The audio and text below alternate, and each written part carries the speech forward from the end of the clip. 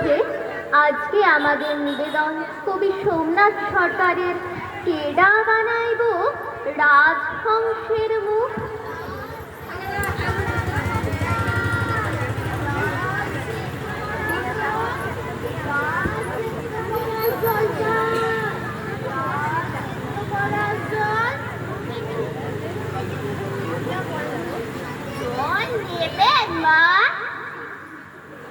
হরেক মাল পাইবেন, হরেক রকম মাল। বাঘ নেবার আগে চেঁচিয়ে ওঠে ছোট্ট শিশু, ও হরেক মাল, ও ফেরিওয়ালা, ফেরিওয়ালা।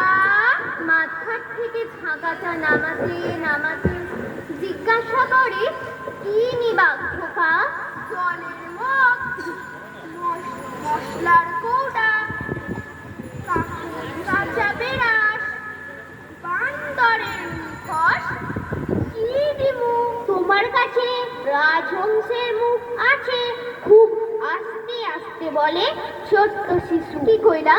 হাঁসের মুখ? পিরা কও।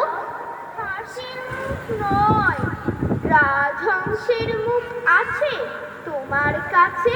ইটা কি কইলা? মানুষের পোলা হইয়া রাক্ষসের মুখ কিনবার চাই, বান্দরের মুখ কিনবার চাই। আর তুমি কিনা রাজহংসের মুখ কিনবার চাও? কেন? রাজহংসের মুখোশ পইরা দেবস্থানের পুকুরে দিঘিতে জলসাইকা শুধু দুধ খাইবার চাও নাকি? ঝুড়িটা মাথায় তুলতে তুলতে, হ্যাঁ দেখে দুধ আর জল আলাদা কইরা খাইবার নিয়ম নাই। কেডা বানাইব রাজহংসের মুখ? চুড়িদার আবার চুপ করে হরেক মাল